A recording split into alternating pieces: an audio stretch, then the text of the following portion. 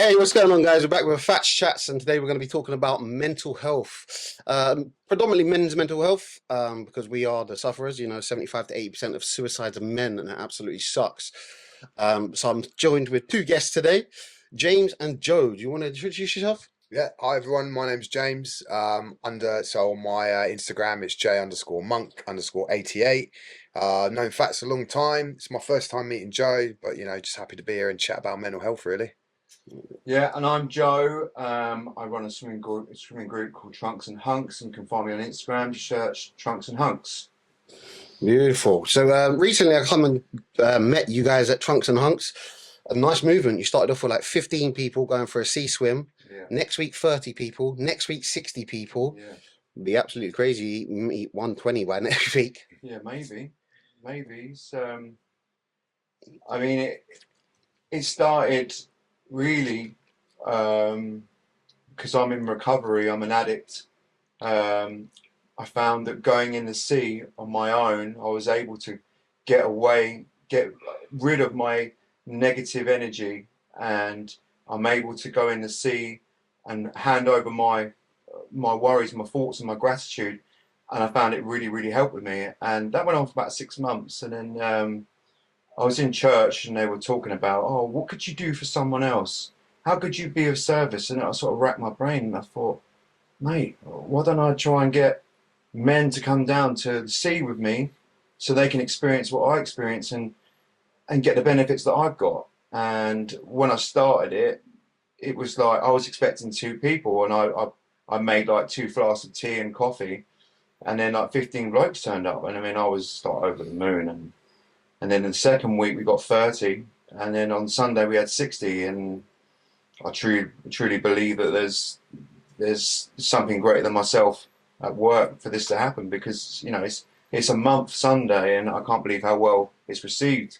But maybe it's needed. Maybe people are just looking for something else other than drink, drugs, and gambling, which seems to be the only thing that men can do in society apart from the gym.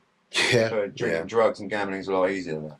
Yeah, I mean, we was talking earlier about Yeah, there's not enough out there. There's loads of fitness content. You yeah, can go online, put in fitness, boom, you're done.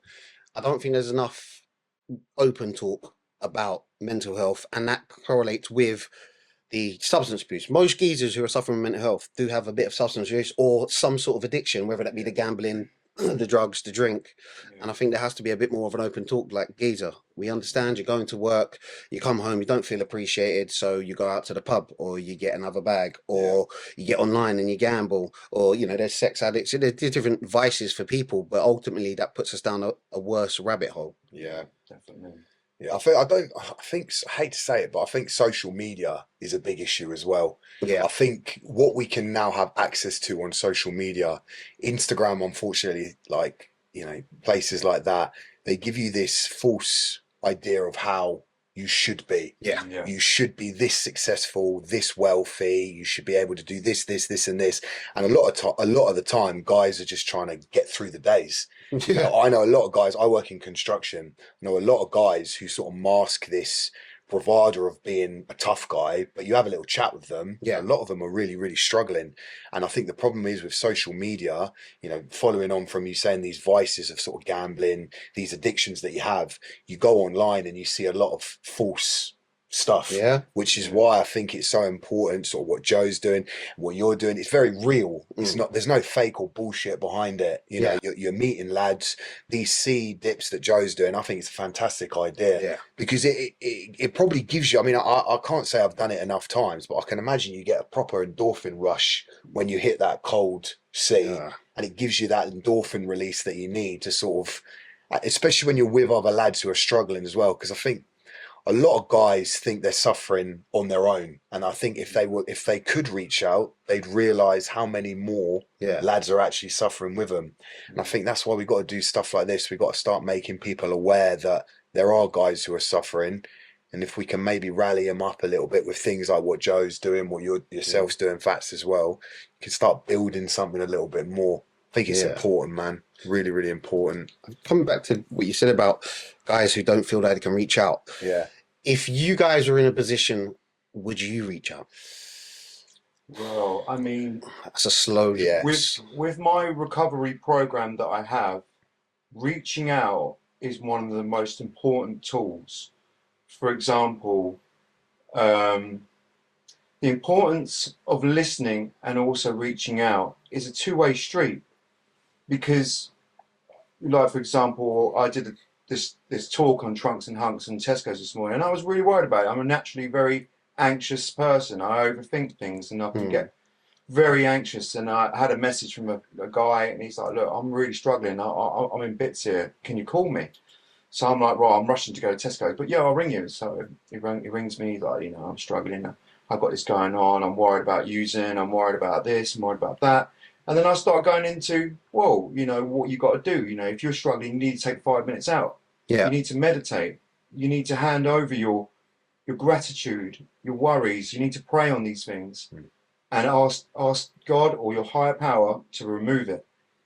And just little things like that. But what you don't realize with reaching out is that I think I'm helping him, but really I'm helping myself because I'm now telling him what to do. And the thing with us blokes is I can give the best advice to people. I can pick people apart and say, oh, you're not doing this, you're not doing that. But will I follow my own advice? No, I won't. Yeah. But when I'm reaching out, by the time I finished that conversation, I was already at Tesco's. I didn't have time to be anxious or worried. I was like, right, cool. And it fired me up. Yeah. It fired me up because I was really thinking about what I was going to say and thinking about recovery. I was doing recovery without even me realising it, just by reaching out. Yeah. No, I totally agree with that. I think, like you said, it's a two-way street. A lot of the time, we don't take our own advice. Yeah. Like giving that advice and knowing you've helped someone else becomes therapy in itself Yeah. because you're talking about stuff. And normally, I mean, you're absolutely right, Fats, mate. If do I follow the advice I give? Probably not, mate. If I'm honest, Yeah, we're all guilty of that. I really wish I would. There are so many times where I think I've had a chat with this lad and a chat with that lad, and I post stuff on Instagram, and I'm like, that's exactly how I should go about it. Yeah. But whatever demons are stopping me, stop me from doing it. But if I can reach out and I've had a couple of lads reach out. I won't mention names because I don't want to sort of out them on Instagram or anything like that. But I've had a couple of guys reach out and talk to me about it, and I've given advice back, and that in itself is great. Yeah. Because it's great, with men's mental health, it's about helping others as well. It's not a selfish thing. You wanna impact other people's lives, and I think in doing so, you're slowly healing yourself as well. Oh, That's the important part because like Joe said with the higher power thing, whether you're religious or not, you have to have some kind of belief system that things are eventually going to work out and get better. Because I think this is where we're starting to lose guys. They feel like they're in this position where life just isn't getting better and there's no way out. Yeah. And stuff like, the sea dives and stuff like that, and your videos, and hopefully some of the videos I'm putting out there, you give guys this ability to believe that eventually, if you just keep persisting. Posted a video on Instagram the other day, and it was, I just want you to imagine one more day. Yeah. I don't know if you saw that one, but it's basically get to the end of the day with me, and the motto is we'll talk tomorrow. And it basically implies if we get tomorrow and have this chat, you've done one day. Yeah. You do another day, you go to a week, then a month, then a year. Yeah, that's it. Because recovery is so similar to what you just said, because it's all about just for today. Yeah. You cannot deal with the past. You cannot fix the past. You cannot change the past. And today you are not in control of tomorrow. You can't change tomorrow. All you can do is live in the day. And what can you do with today? Are you gonna bet yourself today? And it's all that just for today. Especially, can I stay sober today? I can't control if I'm going to stay sober tomorrow. I can only control today. And when you start thinking about problems like I'm never going to drink again, that scares the shit out of me, and I don't want to drink again. But when you tackle problems like I'm never going to cheat on my missus again, or I'm never going to gamble again, or I'm never going to eat McDonald's again. When you say never is a scary word. Yeah. And you think, what, never? I'm never going to have donuts again. I want to eat 10 now. Yeah. Yeah. But just for today, is so powerful. Yeah. Can you just get through today? And like you said, the days do rack up, Yeah. and it becomes easier. But we've Yeah. got a limited time, effort, and energy in it every single day. And if you're already thinking about yesterday and you're worried about tomorrow, all that time, effort, and energy you could have used on today, you've kind of depleted. Yeah. You feel really shitty about yourself because you don't know what's going to happen tomorrow. You feel really shitty about yourself after the mistakes you made last week. So you don't actually focus on today because you're thinking of then and then. 100%. And I think that's one of the hardest things for people to get around. Yeah. We have to let go of tomorrow. We can Yeah. plan for it. We Yeah. can aim for it. Yeah. But we can't put all the time and effort into it about worrying about it. And then yesterday, like you were saying, it's done. There's nothing, no matter how bad you've been, how bad path you've gone down, how much horrible things you've done to yourself or other people, there's absolutely nothing you can do today to change that. Yeah. Yeah, I mean, like, so if with my addiction, right, and gambling was my worst addiction. The night before, right, I would have every intention of not gambling, not going to a betting shop, and I'd find myself automatically driving to the nearest betting shop after work, Mhm. and I'd go in there with intention. Do you know what? I'm just going to do a tenner. I'm just going to bet on the Champions League, whatever. Mm. And then I'll put money in the machine. That tenner's gone instantly. So I'll then put another 30, 40 quid in there. Yeah. Then I've done my bets. And then when I come out and I've done it, I'm just like, I can't believe I've just done that. And I would be crying, crying on the way home to my family, thinking, oh shit, I can't believe I've just done that. My family needed that money. And then the next day I'd wake up and I would be like, right, I am never ever gambling again. I'm done with it. I'm done with it. I swear I'm never going to do it. If you got a lie detector test on me right there and then, I would have passed it. Yeah. Because I meant that. But then I go to work, and then before you know it, automatically I'm driving to the betting shop. Yeah.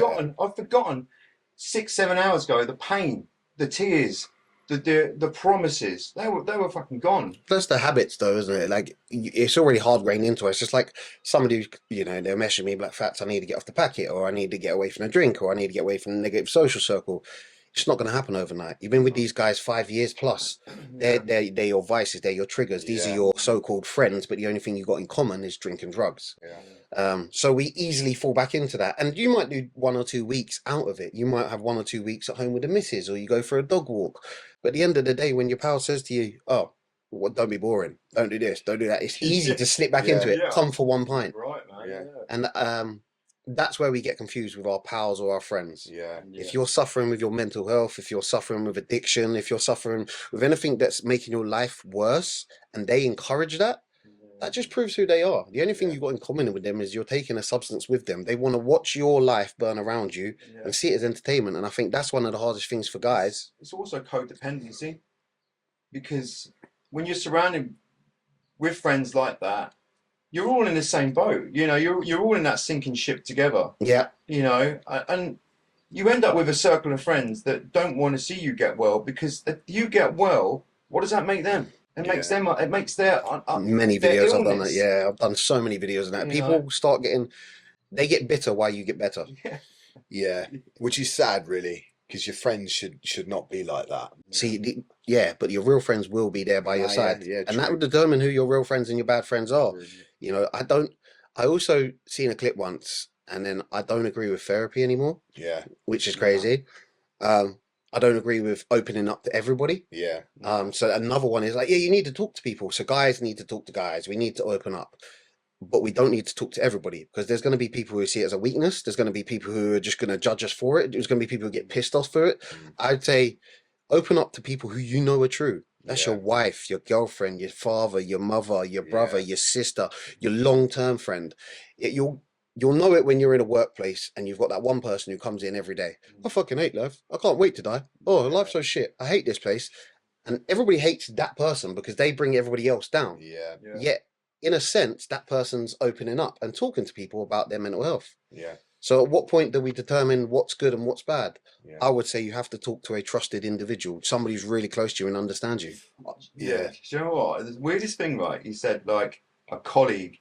When I was in Tesco's earlier, from my experience, that I've got like groups of mates that I've been mates for like 30 years. I wouldn't tell them certain stuff, but I found it so much easier to open up with someone at work. It's a really bizarre thing. You seem to tell people you work with a lot more than you would your circle of friends. Yeah. I've always found that really bizarre.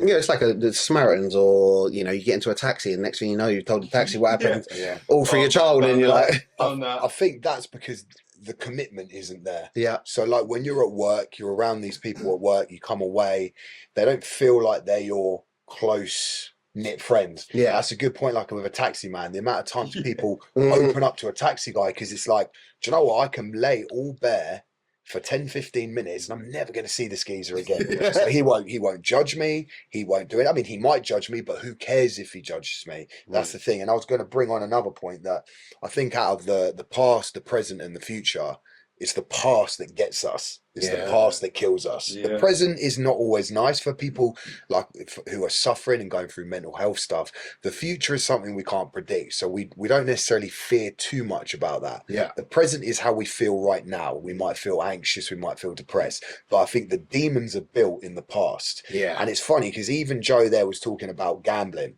He goes into a betting shop and gambles, yeah, and then he's crying on his way to his missus. But even that betting shop is the past in the same day. Yeah. It's the past. So he's gone through his present. He's now going to his missus. That's the present. But the betting shop was in Yeah. the past. Yeah. Even though it's the same day, Oh, man. it's not even this. It's not even yesterday. It's today. yeah, And then I think that's where it really struggles, because I think another part of mental health is repression. You learn.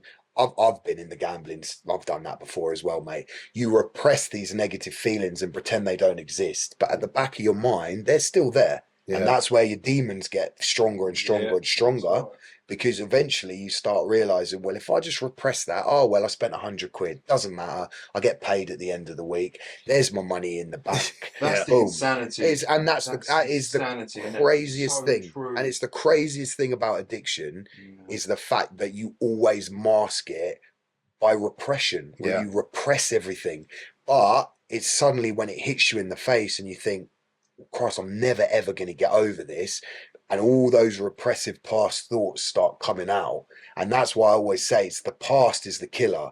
If we could teach men how to get over their past, we'd have a lot stronger guys. yeah, But it's so difficult to get over that past because it's the guilt. What if I did this? What if I'd done that? It could be a job that you failed at. It could have been a choice you made in your life, which has led you to feeling anxious or depressed in the present. But I don't know.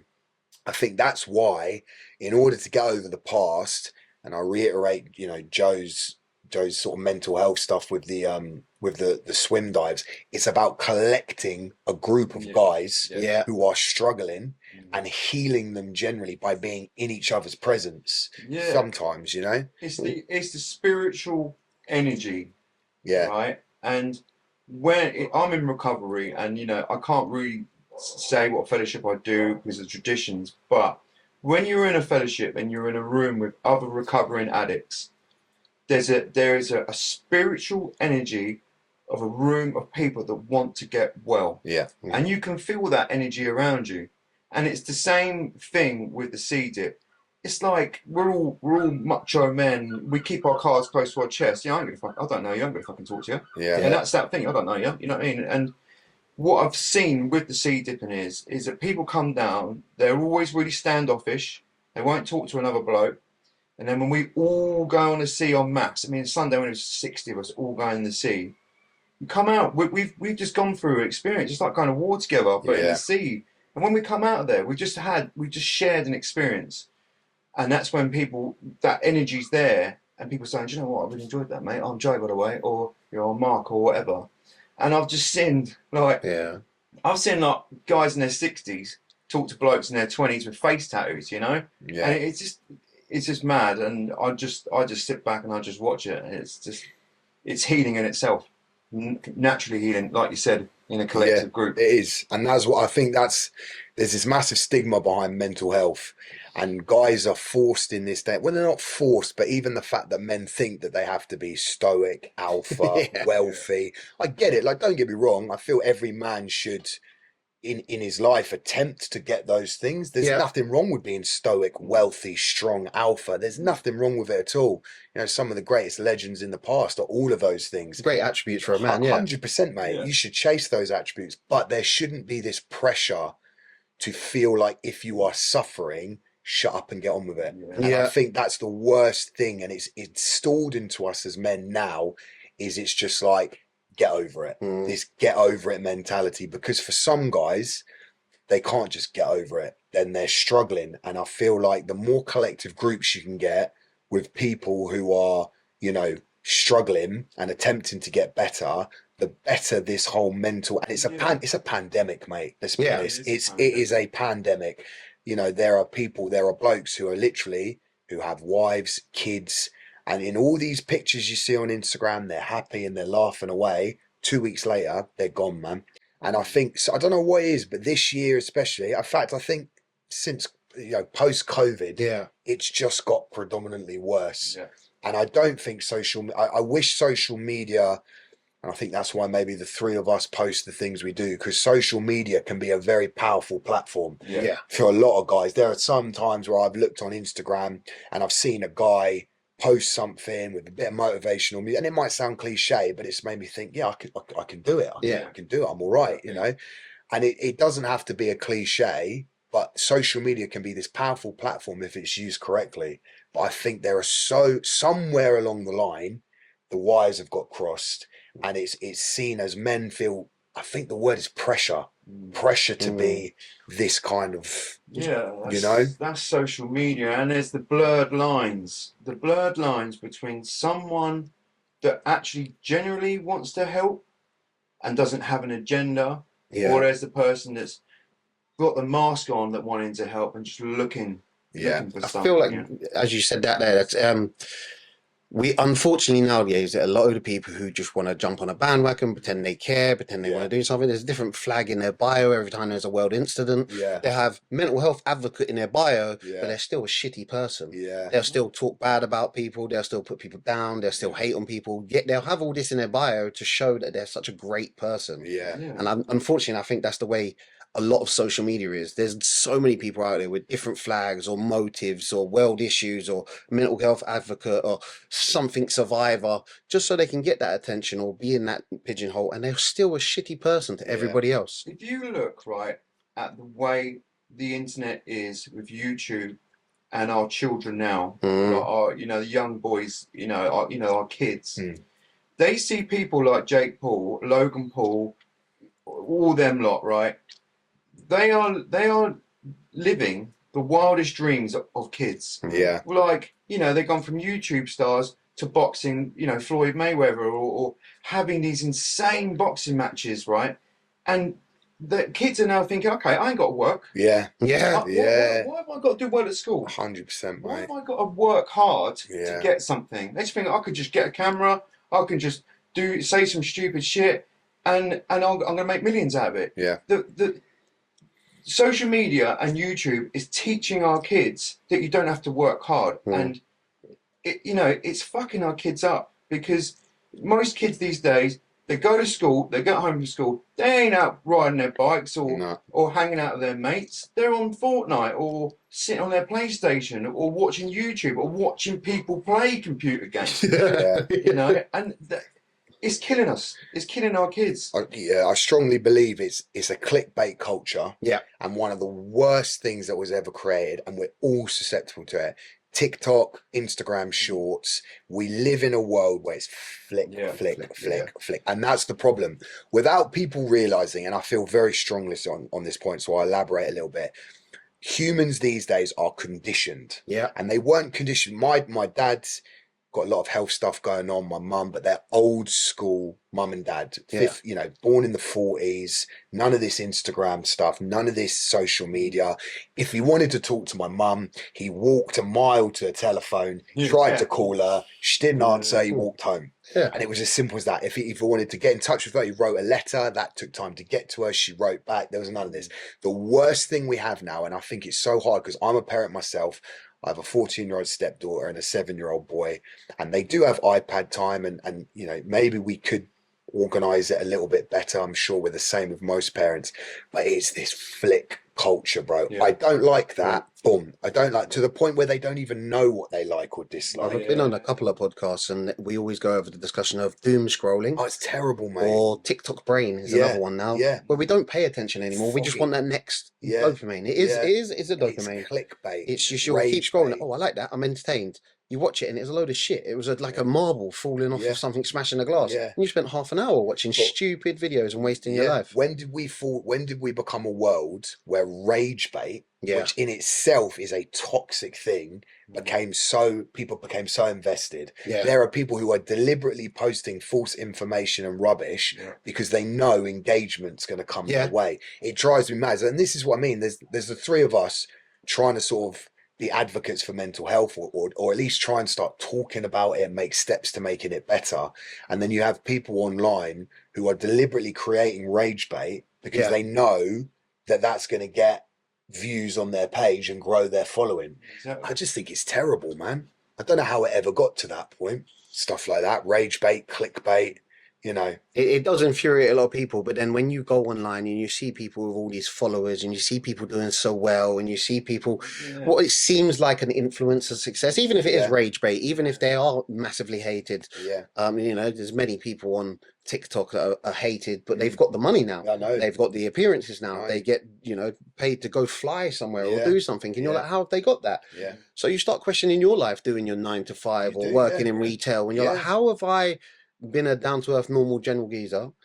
That person's got all that success. So then we judge ourselves on them. But then that doesn't make us any less than them. Doesn't make us anything to them, because our lives are not the same. Yet we feel like we have to judge ourselves every single time we see somebody doing well. And also, it's like, what is important to us? What do we want out of life is now changed because of social media. You know, our time with our kids. You know, having a decent job, having a family, you know, that's a good thing. And now social media is like, well, fucking hell, I haven't got a nice car, you know, I'm not going on 3 holidays a year. And then they just, every bloke is just constantly looking at other people's lives. Before social media, you don't know what John two streets down is doing. I know. All you control is your 4 walls and your family. And that's content. You know, my wife's happy, my kids are happy, there's no trouble. Now it's like, oh, they're on there again. Oh, you know, when are we going to get a new car? So how would you tackle or give advice to somebody who keeps comparing their life to other people online?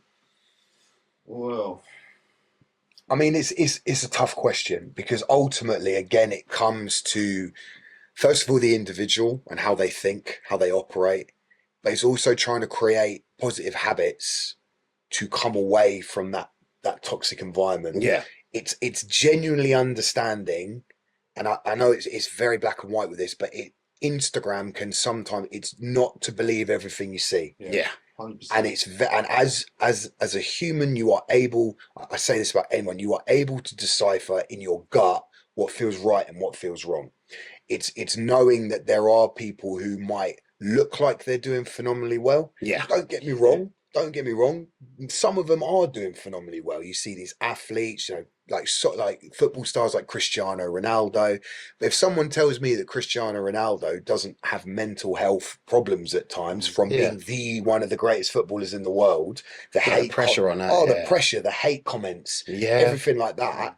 So don't get me wrong, there are some people who we can aspire to, but it's taking note that not everything you are watching on your screen is real, and also creating habits and trying to understand that there are other things that you can be doing with your life to break those habits. Go to the gym, go for walks, have these meet and greets on a Sunday. Do you know what I mean? Meet up with people, find out who your real friends are, and take time to come away from this toxic environment that can be, unfortunately, social media. I find that with the lower levels, so you're using Cristiano Ronaldo as, you know, a high level geezer, but I think even lower levels, how many people that you guys know have got cheating partners, but they're happy online? How many people do you guys know who will go out at the weekend, pop a bottle in a club, but are in debt? Like, how many people do you know who are always smiling, yet you've seen them crying about certain issues? Could be mental health, could be other things in their life.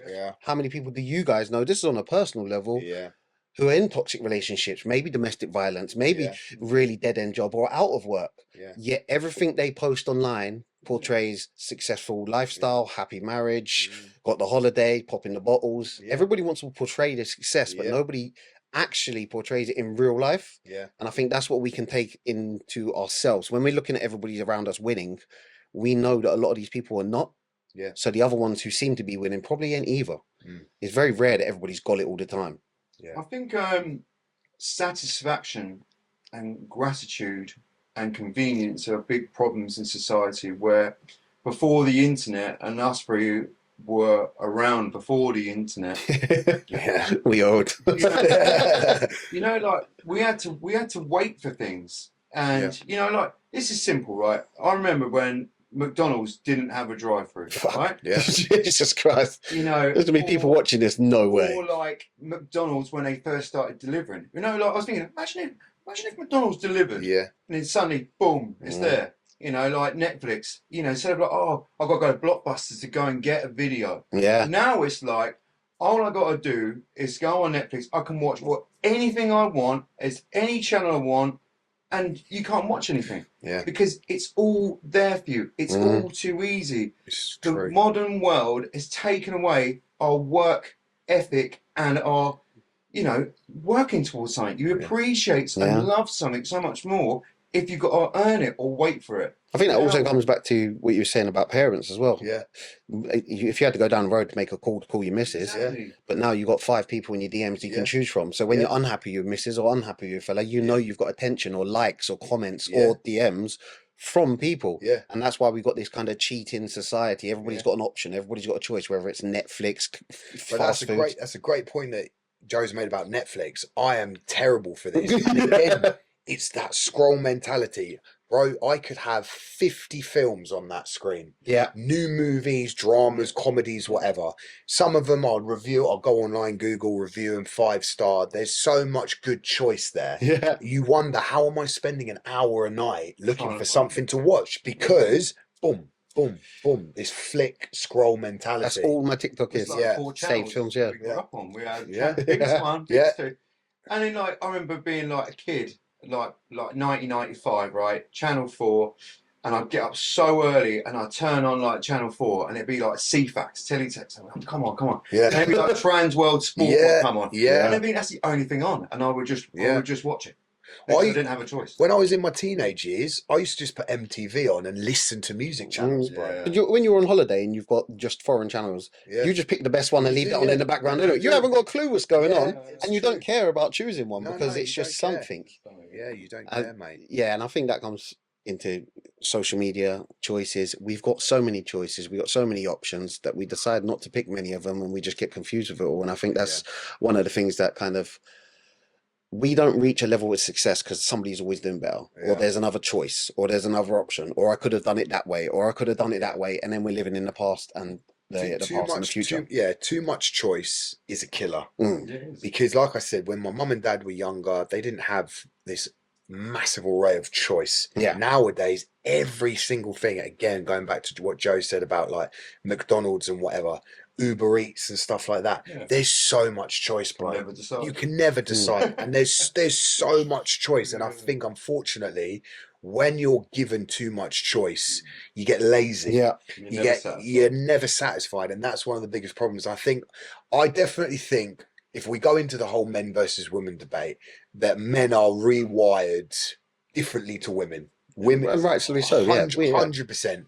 And, you know, without going into it too much, because it can obviously become a bit of a touchy subject, there is a definite difference in how men deal with stuff and how women deal with stuff. Yeah. Now, that's not to say women have it harder than men. Definitely don't want to be seen as the guy who's saying that. Yeah. Because I don't believe it's true for 1 minute. Pros and cons, I just feel like how society is now, there is a difference between how men are reciprocated and how women are reciprocated and how they're treated as well.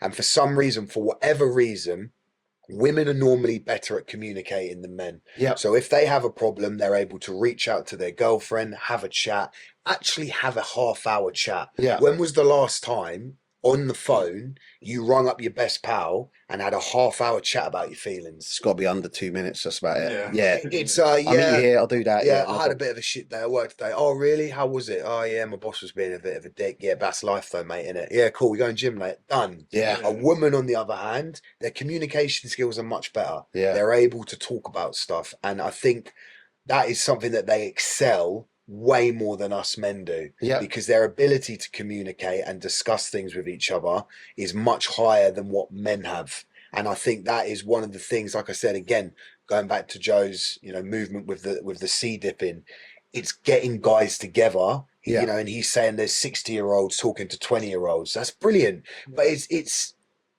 I'm in a safe place. Yeah. We're all struggling. I'm going to reach out and talk because it's a safe place to talk. And I wish blokes were just able to not necessarily worry, is this a safe place? Yeah. Because if a bloke doesn't think it's a safe place, Yeah. he won't talk. Whereas a woman and her best friend, they'll chat away. And don't get me wrong, it might not always be the greatest chat, but they're able to discuss their emotions. They're able to talk about stuff.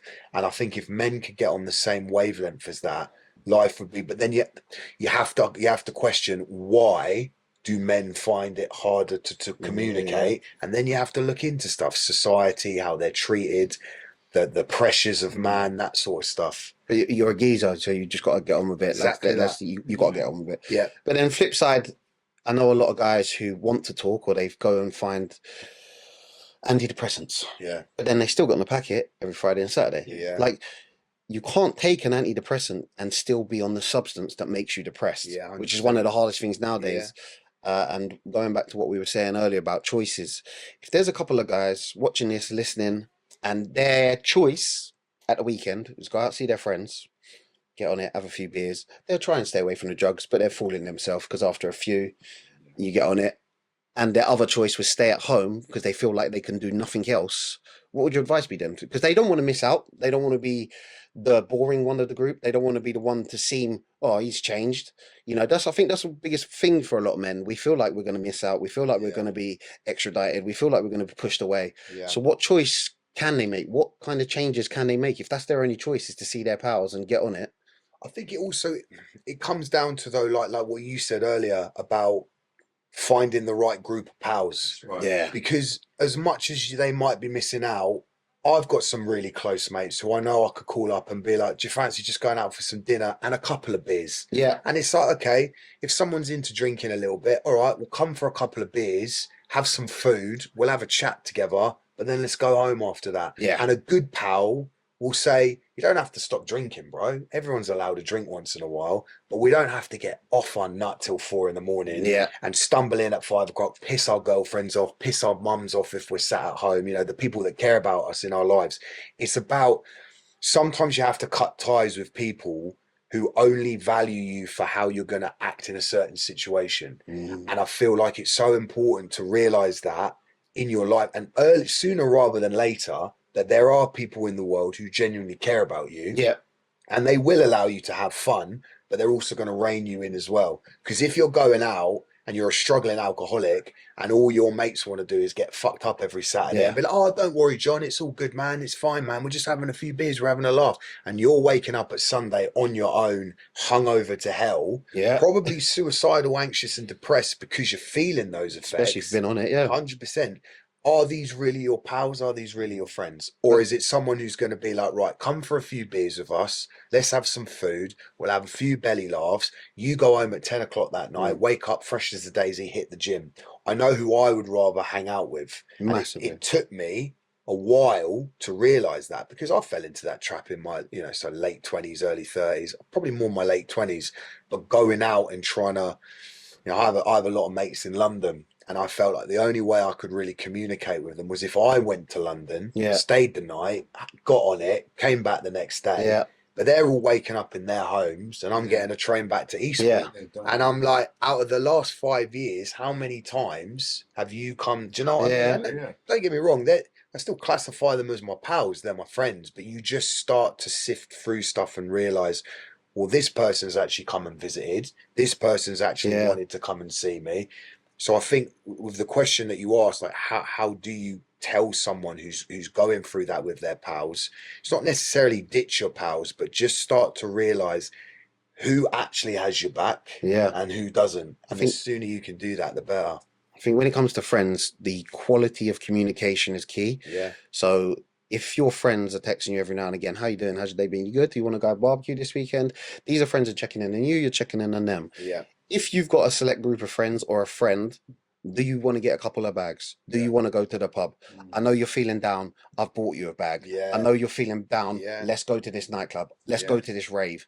You know, the quality of that communication will tell you everything you need to know about that relationship. What have you got in common with these people other than substance abuse? And if they know you're suffering, they know you're on antidepressants, they know you're down, they know you're suicidal, they know you're depressed, yet they give you more substances, or they take you away from gym life, work life, relationship life, money.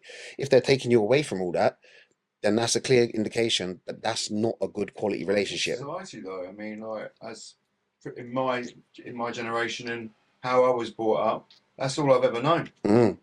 We go out on a piss on Friday and Saturday. Yeah. But does that not reflect back to you that because that's all we've ever known, and I've been a shitty friend, I've done these things as well, and it comes back to what you were saying earlier on dependence. You're on the drinking drugs, they're on the drinking drugs, so you kind of depend on each other to have a good time because you've got that in common. But then, if we're being real, and we're not, none of us are silly. If we're being real friends challenge your bad behavior. Real friends will tell you. I agree. They'll tell you things that you'll be uncomfortable to hear. 100%. They're going to make you feel shitty about yourself. They're going to make you shitty about your choices. But because they love and care for you, they'll tell you everything that you need to hear rather than what you want to hear. Right. Whereas that shitty friend will tell everything that you want to hear so they can watch your life burn around you and get on the packet and see it like entertainment. If you're trapped in that situation, it's very hard for a man to go. You kind of get dependent on your shit situation. Mhm. Yeah. And then, you know, it's easy for us to say, oh, well, you know, if your mates ain't looking after you, get some new ones. As a man, Yeah. you get so used to it. Yeah, you do. You get so comfortable living in your own shit, and you think like, oh, you know, but if I stop hanging around with them, I ain't got any mates, you know. And you see it like you see it on the streets of Eastbourne. You see all the, you know, I like to call them narrow-minded addicts or tunnel vision addicts. The ones that are like that, and all they care about is the next hit, next drink, and they hang around in these similar circles. So what would your advice be to somebody who does want the new mates? They're in that shitty circle, you know, they're going to see their friends, they're going to get on it, they're going to drink, they're going to take drugs, their mental health shit. What would there be their way out? What choice do they have? So for me, you know, I love my friends that I've grown up with, that I've been friends with 30 years, and I love them to death, and I always will. But all I ever done was drink and take drugs with them, and that's not them. They're good people. It's my problem. You know, they can handle drinking drugs. They can handle gambling. I can't. It leads me to want to kill myself. Yeah. You know, and I got to such a low point where I've lost everything. You know, I've lost my partner, I've lost my kids, I've lost my house, I've lost my dog. You know, everything. And that's when I got to such a low rock bottom. I have to go to recovery, and when I started taking the steps forward to try and change my life, to try and better my life, to try and recover and change my ways, avenues just open up. Just by doing that, I meet people in recovery, and they become really good friends quickly to me because they want to see me get well. I want to see them get well, and that's created that friendship. You know, the friendship straight away, like we're talking about. But it's so hard for a man to admit one defeat, that they have to change, and it's scary. It's scary changing. Yeah. You get so used to doing the same thing over and over again. You Yeah. have to get really, really low to want to change. But do you think that's where people hit the rock bottom or their peak? Whatever way you see it, I think you the have rock to bottom get. is beautiful. The rock bottom is the best thing that's ever happened to me. So at your lowest point, it was your best point because it was the one thing that changed you. Yeah, I mean, I'm quite happy to tell you my rock bottom if you guys will listen. So, in the height of my drinking and drug addiction, my wife at the time, she kicked me out, and you know, I lost my house, I lost my car, you know, I lost everything, and I got myself a little flat, and I was having the kids, but I was drinking loads. And after a while, she's like, "No, you can't have the kids anymore." And I was like, "Do you know what? Sweet, I can just go down a pub all the time now." And I was so trapped in this illness. where I was like, oh sweet, I can just do what I want now. I just go down the pub all the time. And then my drinking got out of control, where I'll go missing for 3 days, and I'll go on these benders. And then my friends stopped calling. My friends stopped answering because they didn't want to be with me, because they were like codependency. They were seeing me kill myself, drinking myself to death.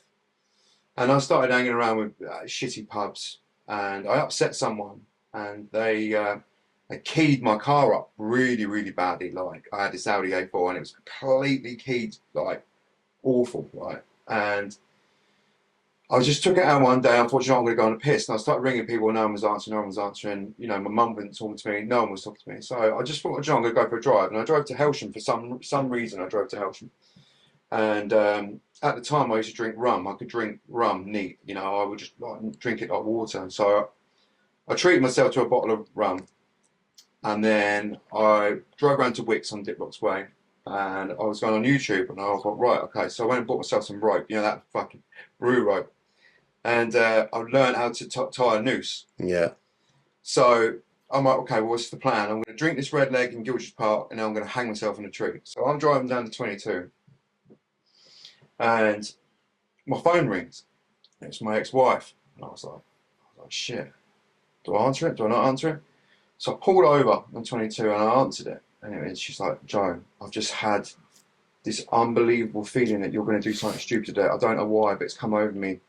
Whatever you do, do not do what you're about to do. Your girls need you. They need you to be a dad. They need you to survive. And I just burst into tears. Yeah, I burst into tears. Yeah, I was fucked. I was gone. And I was ready to die. I didn't want to be alive. I'd lost everything. And I was like, what do I do? What do I do? And she's like, look, I want you to go to this meeting in Langley on a Saturday night. It was literally started in 15 minutes. And I was in at 22. I was like, well, I'm there. So I drove my keyed up Audi, walked around to this church, and I parked up, got out, and I just heard, Joe Wills, what are you doing here? And it was an old pal that I hadn't seen for about 15 years that I used to drink with. He's like, what are you doing here? And I just burst into tears, and I just held him in my arms, and I was like, I'm done, mate. I'm done. I need help. Please, will you help me? And we sat in this room together, and he held my hand the whole way through that meeting. I just cried my eyes out the whole way through. And that's what got me into recovery. And that man's still in my life today, and he's a really good friend, and he's been there for me through recovery. And I really truly believe that, you know, someone was there to save me that day. Yeah, and that's where my faith comes from. Yeah. Yeah. It's a powerful story. That is powerful, man. It's worrying so many men can be in that place. And I think a lot of people watching or listening can relate to being in a car alone. Yeah. That's one of the most powerful, freeing feelings for a man, because you haven't got someone in your ear at home, or the kids, or some sort of noise, and you haven't got no one at work, and for that period of time you're not scrolling on your phone, you're just either driving or parked, and it's silent. You know, it's dangerous as well because of the internal voice. And for me as a man, that's the war. That is a man's war, is that internal voice, that little voice in your head. Oh, you ain't good enough to do that. Yeah. Why are you doing a swimming group, mate? Oh, imposter syndrome. You're a fraud. Yeah. You know. Do you ever feel that? Help people. It's you just doing it for your ego. You know. Oh, crap electrician. You know. I'm a bad dad. Yeah. And it's that constant internal voice that's trying to. You know. I thought we're supposed to be mates. Aren't we sharing the same brain? Yeah. But then it comes back to whatever you do, good or bad, you're going to be judged. And that's not to say go nuts and do all the bad things in life anyway, because people are going to hate you anyway. But you could be the most successful, nicest person in the world, and somebody will hate you for it. Yeah. And you could be a real shitbag, and somebody still hate you for it. Yeah. So, you know, you might as well go and become the best version of you, the best version you can be. Put all your effort into your goals, dreams, and ambitions. Get over that mental health problem. Yeah. Go out there and get away from that substance abuse issue. Create that family you want to create. Have that business you want to have. Yeah. Because either way, there's going to be people hating you all along that journey, whether you choose the bad one or the good one. I think one of the most powerful things a man can ever experience is that if he can just focus on him and block, and I don't mean, when I mean him, I don't mean be selfish, because him, I mean like your family, your friends, your world. If you can just focus on that and start there, everything else falls into place. Because unfortunately with blokes, we have this peripheral vision, And this peripheral vision could be drugs, gambling. He's better than me. He's stronger than me. He lifts more than me. He's more successful than me. Whereas if he just put the blinkers on and focused on what was in front of him and his life, even on social media, and instead of being hateful, be a little, just show a bit of gratitude. Oh, isn't it great that that person's doing that? Good for them. 100%. But leave it as good for them. That's their world. And in their world, they're dealing with their demons, their family unit, their girlfriend, their wife, their, whatever the relationship may be.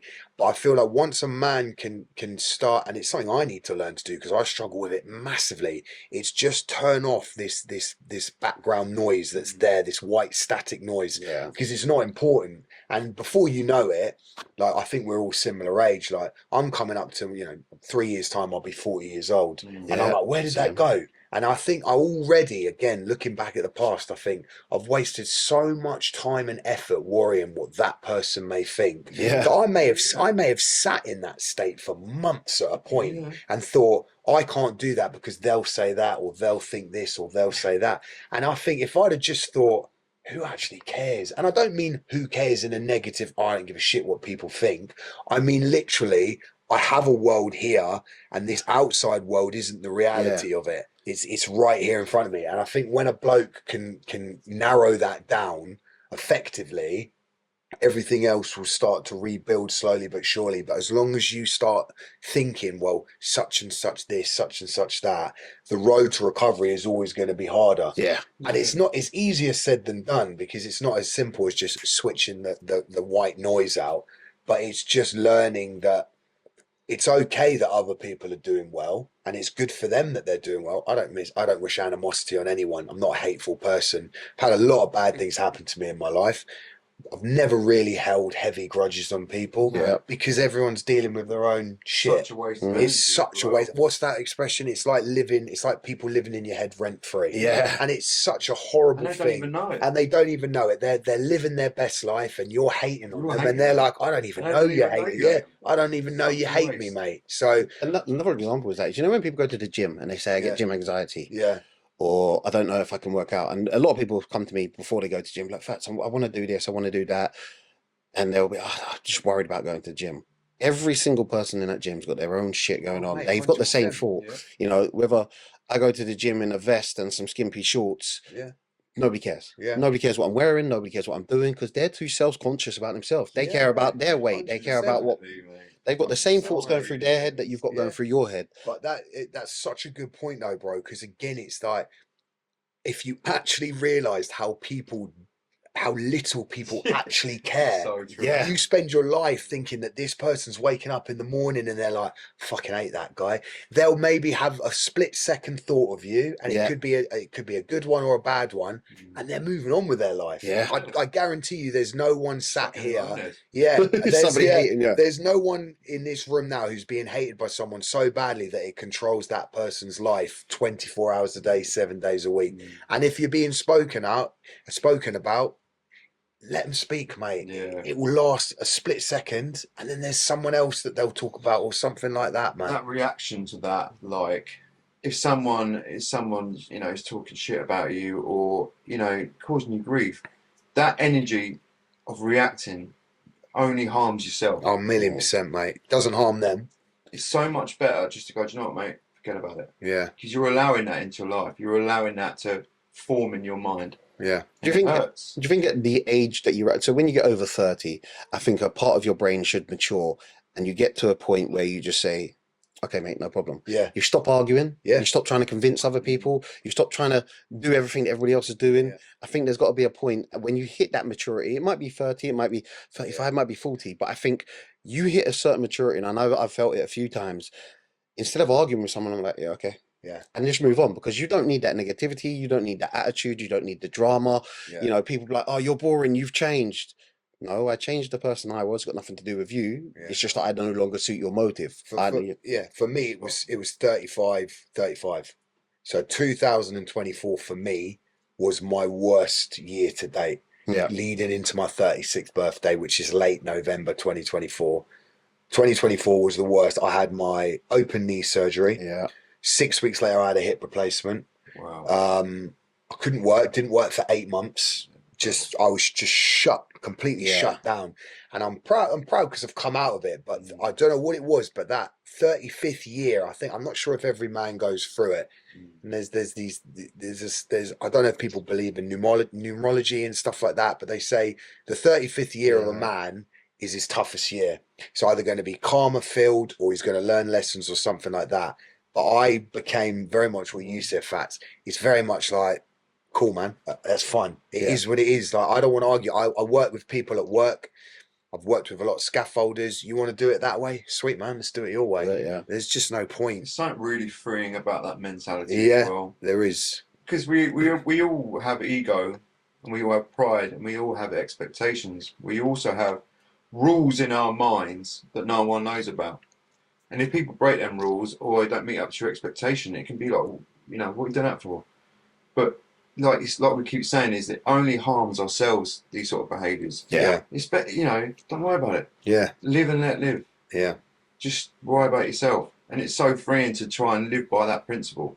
You also become a pretty formidable force if you can say, whatever, man, it's cool. Yeah. Because it drives people mad, right? And I'm not saying I want to try and irritate people, but the more you can just put your hands up and go, that's your opinion, man, cool, whatever. No problem. The more you react, I've learned the hard way. I used to have a really bad temper in my 20s and I would react so easily. I was just like a fish to bait, always getting agitated, never being able to control my emotions. I had to lose a lot and go through a lot of painful experiences to realize that every single time I was quick to anger, something bad would follow. And there are times where I look back at getting angry and thinking, I could have just gone, do you know what? I'm sorry, I don't agree with you, but I'm going to walk away from this situation. And I would have saved years, I don't mean days, years of mental torture in my brain because other stuff had happened. And it's just learning to just be like, do you know what? It is what it is sometimes, and you just get on with it. And I will say you become a formidable force if you have that ability to control your emotions, look at the bigger picture, and learn to just walk away from situations that bring shit to your mental health. 100%, man. To wrap it up, if you could give anybody advice, they're going through a mental health stage, they might be substance abuse, it might be gambling, it might be anything that they're going through, but their mental health's in a shitty place. What would your advice or quote for that person be? Mine will always be, and I was proud of the video I'd done on this, it will always be one more day. If you can do one more day, it's the biggest step ever. If you are struggling with your mental health and you're backed against the wall and you're struggling like hell and everything's against you, whether it's not, because it might be that life isn't against you, you've convinced it's against you.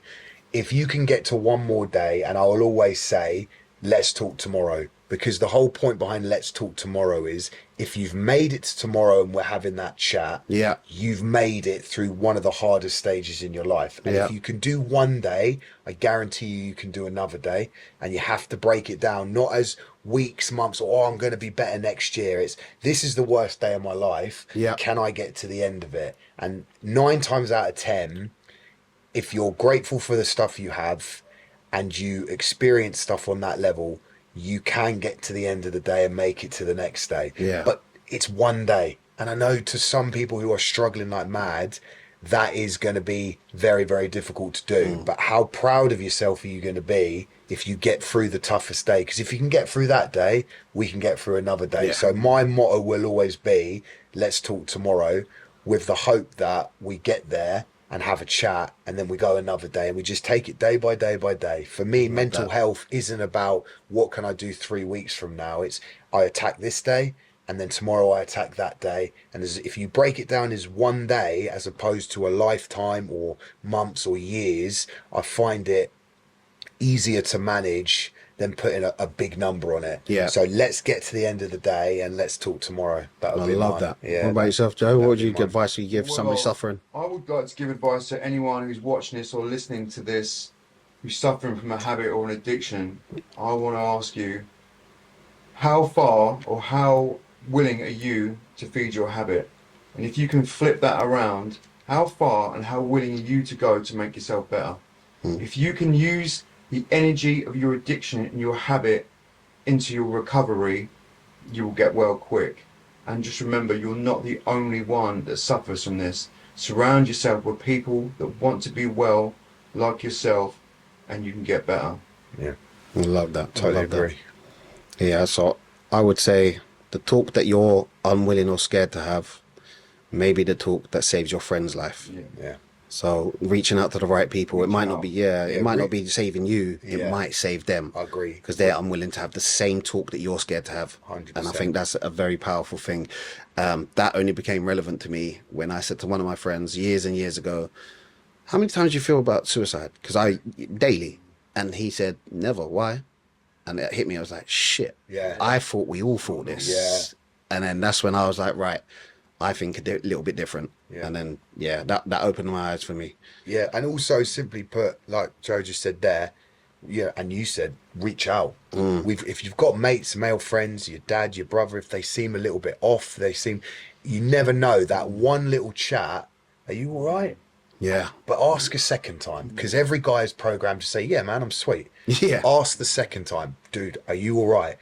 And if they give you something back, I also say this, if someone ever gives you something back, please be patient with them and don't dismiss it. Because if you've taken the time to open them up and they're letting you in, please take the time to reciprocate and talk to them, because you don't realise how tough that is for some blokes to extract this information out of. So if they do let you in and they have opened up, give them that little bit of time, because you may save their life, man. I know it sounds a little bit dramatic, but So very you know, true. you So could be true. saving a life, mate. But yeah. So just wrapping up, where can they find you guys online? So Joe, you want to go first, bro?